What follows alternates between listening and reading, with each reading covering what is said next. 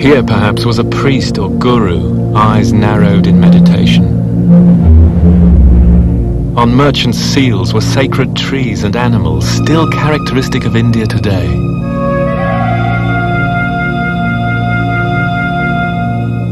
And here, surrounded by wild beasts sitting lotus fashion,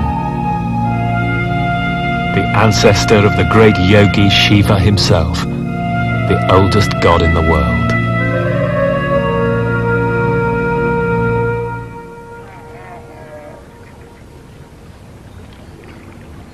Those living links with the deep past point our search for India's roots to the village. This is Kasambi on the Jamna River south of Delhi. The village has been the basis of Indian life for thousands of years. 2/3 of her population of 850 million still live in places like this. And absorbing the invasions of Aryans, Muslims and British, it was the village which preserved the essential values of Indian culture.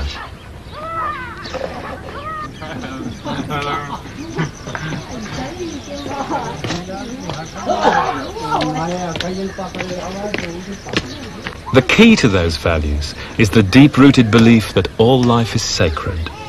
In the overfed and secular West, the idea of the sacred cow may be meaningless. But here, for poor people, it pulls loads, gives milk, butter, fuel, manure.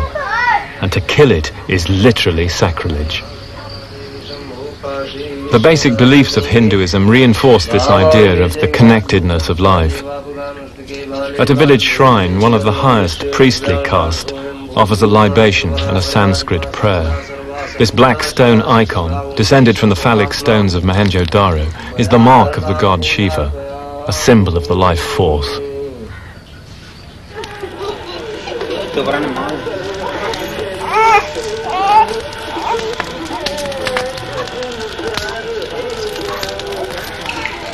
This well is used by the lowest caste, the untouchables, who do the dirtiest jobs. The caste system is an elaborate graded form of social segregation based on what job you do. But it may have begun with colour, a kind of apartheid, keeping the light-skinned Aryan invaders separate from the conquered, darker-skinned native peoples.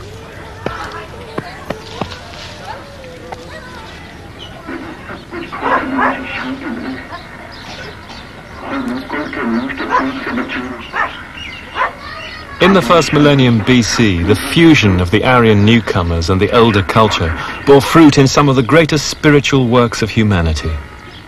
And amazingly, these ancient poems are still the most popular diet for mass audiences in India today. Especially the Mahabharata. Today's episode is virtually the Indian gospel, the Gita.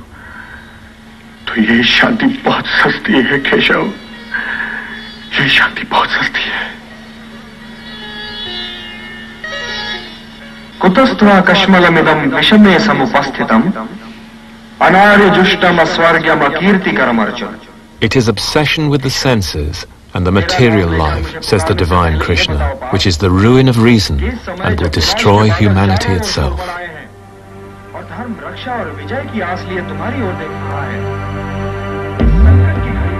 India's conscience is perhaps her greatest gift to the world.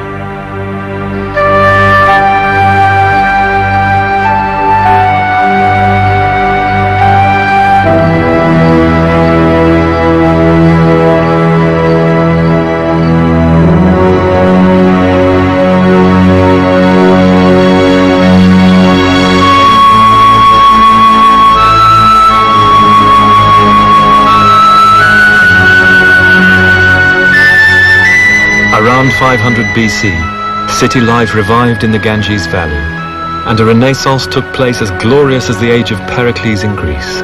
At its center was Benares.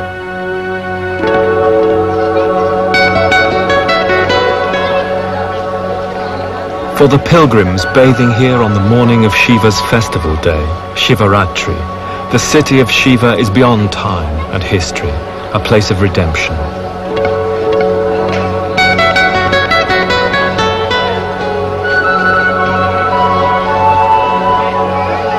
Every pious Hindu hopes to come here once in a lifetime to bathe in Mother Ganges.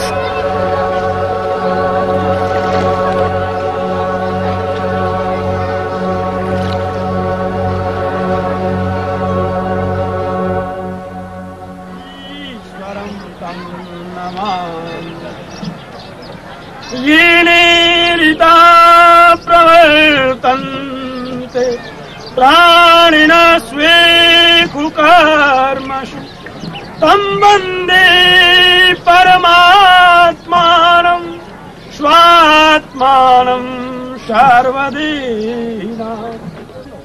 On the riverbank, pilgrim guides tell of the deeds of Shiva on earth to religious tourists from all over India.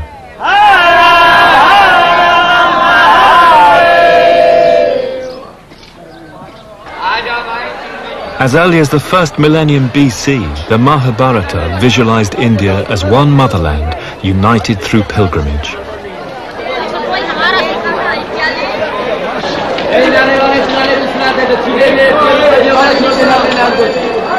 And this vast and continuous recirculation of money, people and ideas is what has given India the unity which it never had in politics until the British came. So you've been to Bajnath. Bajnath you have been. These men are typical of the thousands here today. Poor agricultural labourers from a village near Kasambi. In the last few days, they've travelled by bus a 2,000-mile round trip, visiting shrines high up into the Himalayas. They've spent their entire savings for the year. We do it, they say simply, because our ancestors did it.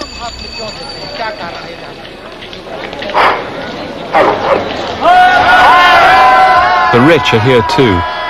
This is the Maharaja of Benares. He's revered by many as the living representative of Shiva on earth.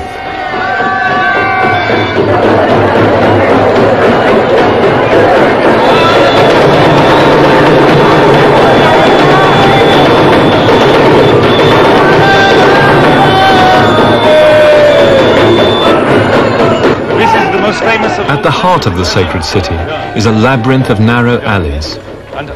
In the very center is a small Shiva temple viewed by the pilgrims as the most sacred in India. It's the goal of everyone tonight, bearing their pots of Ganges water.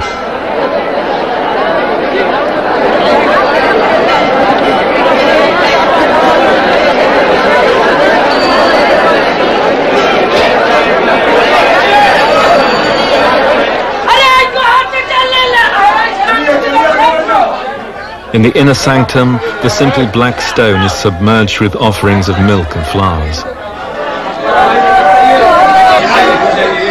These ancient rituals connect the worshippers with their deity, but also their history, their myths,